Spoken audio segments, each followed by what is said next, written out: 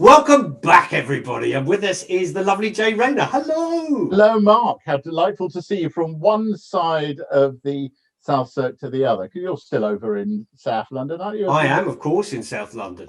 You're far from Clapham Common, aren't you? Well, no, I moved. I'm not far from Tooting Common now, so I am. Oh, all right. You've gone a little further south. I'm still over in Brixton after 30 years. Oh dear. It's just. Do you know? I don't want to bore people who aren't privileged to live in South London, but it is God's country. So, Yeah. brilliant to have you with us, and thank you ever so much. I can't think of anyone who might not know you, but for those who don't, a food critic, novelist, writer, jazz pianist. I think I've covered everything. Journalist, presenter. Yeah, all of that. All of that. Media tarts. Yeah, I was once described by the great John Diamond. I don't know if you ever remember that name. I do remember John Diamond. It was Nigella Lawson's first husband, died far too young, and he was a great freelance journalist. And he said, all freelance journalists are prostitutes, but you show more thigh than is strictly necessary." I took that as a badge of honor. But you know, I would have that on a book cover. Yeah. Oh, that's great. He was quite the wit, was John Diamond. His book was Snake Oil, if I remember correctly. It was called C because cowards get cancer too, and it was written in the white rage of terminal cancer. And about the terrible use of military metaphors. And the great point he made was, if a 5-year-old dies of leukemia, does that mean they just weren't brave enough?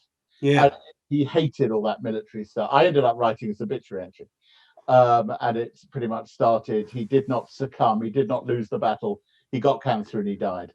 If you know, I know exactly what you're talking. Yeah, he didn't quite finish the book, but it is still very much worth reading, particularly for people who are looking after or caring for someone with cancer. I find that I remember going around Clapham Common once, and they had a run for cancer, and they had someone doing that motivational sort of chanting, and it was all this: "We're gonna beat cancer. Tell cancer we're gonna catch her. We're gonna get cancer." And it was like, no, it's not like. What are you doing?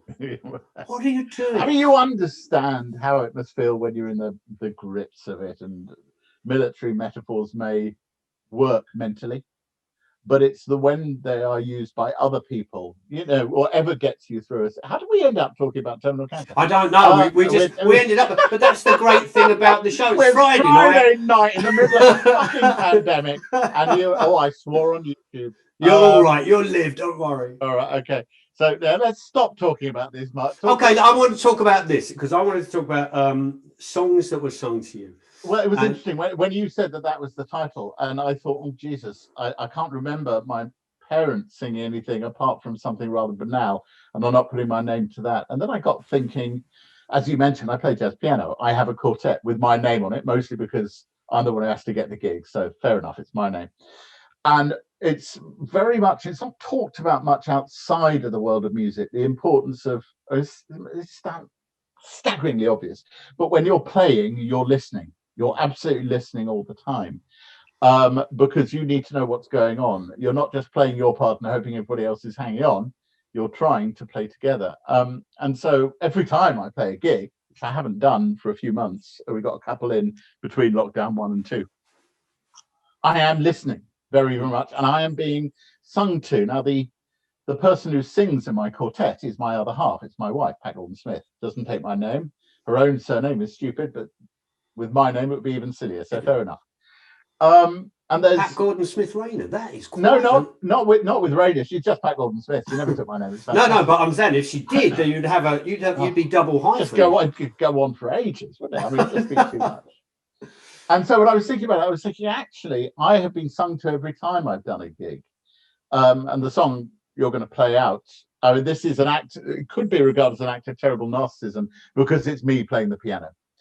But really what I want is you to listen to her singing in the way that I listen, where the first half is me and then I am accompanying her.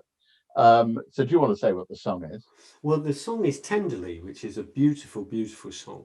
And we chatted before we came on together, that been covered many times, famously by Sarah Vaughan and Bill Evans. Yeah. Billie Holiday, Nat King Cole, Duke Ellington, Chet Baker. I never want to hear Louis Chet Baker. Armstrong, whole load. You know, it's a remarkable song. But I love that idea of listening. I talked once to the director, Dominic Cook, who used to run the Royal Court, and he said, I want actors who listen. And I love that idea. Well, you can't, you know, it all sounds very grand, and also it can sound rather romantic, and it's not actually romantic, it's functional. You need to know what's going on around you. You need to know harmonically what's going on, what someone's doing, or whether they've decided that they're feeling brave enough or comfortable enough is a better way, to do something and know that you're going to be there because you're listening.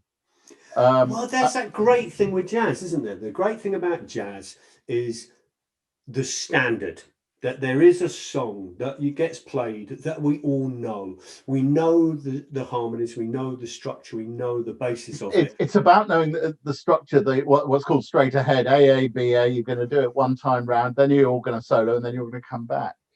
When you're accompanying a singer as a pianist, and this piece, when it happens in our gigs, is just me and the singer, my wife. And the first time I did it, actually, we didn't tell the other musicians what was going to happen. I just said, after you've done that, we're going to do something.